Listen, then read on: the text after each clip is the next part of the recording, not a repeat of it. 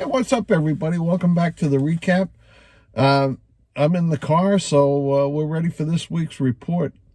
Well, last weekend on Saturday, we had a sleepover with four little kids, Alex, Mary Kate, Hannah, and Liz. Here's what it looked like. Dogs.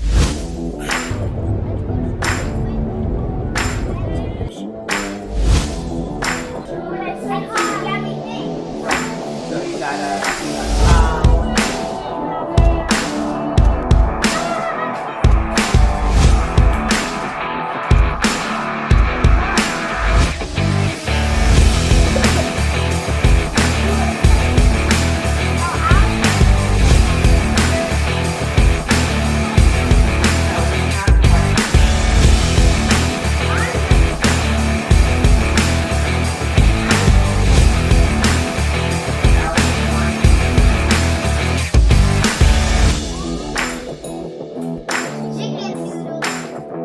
I'll tell you.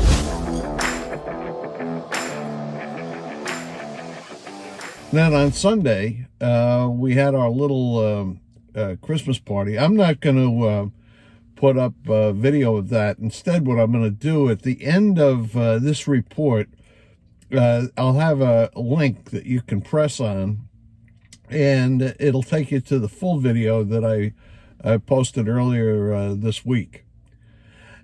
Several things have come up since last week's report. One of them was a question why it is that we don't take an airplane back and forth between the Bronx and Florida. Instead, drive 17 or 18 hours to get back and forth. Well, we only do the driving at Christmas time, and the reason for that is that number one, we got to carry a lot of stuff back and forth. But number two is that it gives us a little more flexibility in terms of when we leave.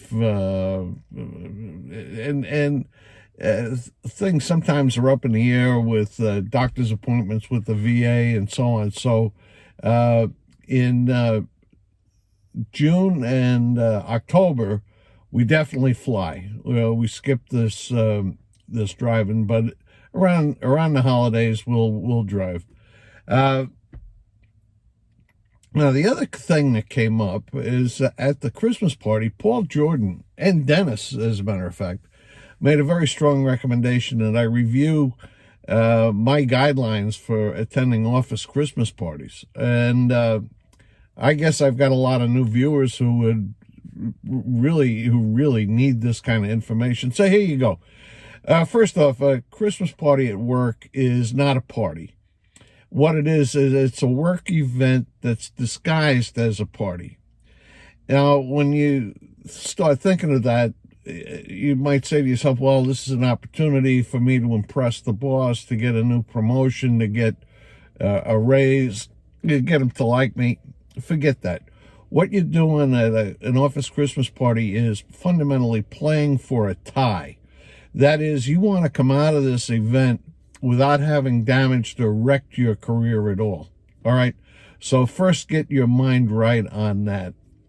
Now, the second thing is, when you get to these parties, you're going to notice that there are a lot of people who behave as if they never saw an open bar before.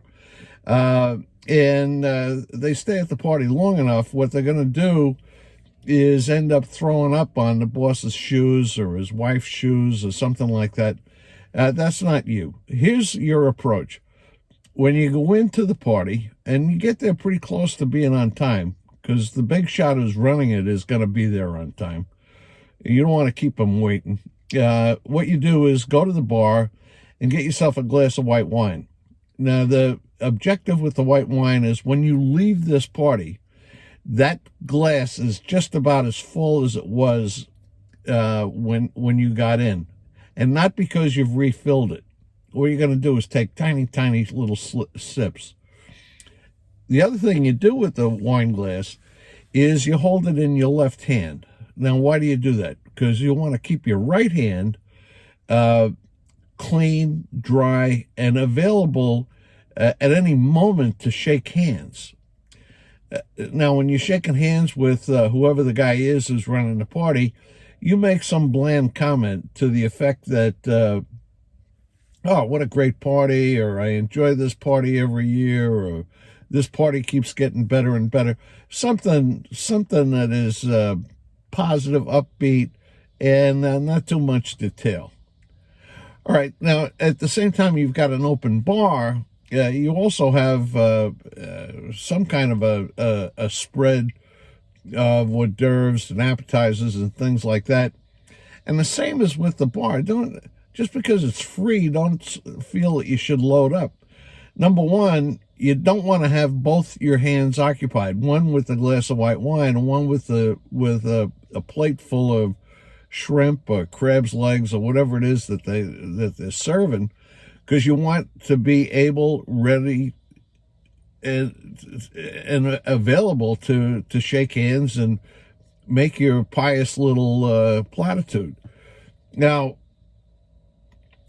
the thing to do, not only should you be coming on time, but after you've said hello to the people that you need to say hello to, that'd be the big shots who are in there, and you wish them, Merry Christmas or Happy Hanukkah or whatever it is. Then what you do is you leave. You don't tell anybody you're leaving. You just wait till the party is a little bit crowded, where you can slip out without being noticed. The advantage to that, you're not going to run the risk of making a fool of yourself. You're not going to be the subject of office gossip in the weeks following it. And as a matter of fact, you're really not going to be able to participate in office gossip about the party because you weren't there when whoever it was threw up on the boss's shoes. So that's the basic idea.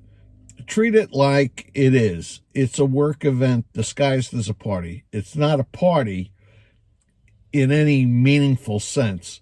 I mean, they're being nice by throwing it, but recognize what's going on and get out of there with your career and your reputation intact. So anyway, Paul Jordan, there you go. I've rehashed that, and if it's helpful, good for you. So this is the last report before Christmas, and consequently, I'm going to offer you Merry Christmas. I'm hoping it's kind of windy down here, and I'm hoping to get up a video before Christmas of our Christmas decorations, the lights, and so on. But I've got to get it where it's not that windy, so I can put the drone up and give you some really good shots of the house. So anyway, everybody have a wonderful, wonderful Christmas, and we'll see you next week. Take care.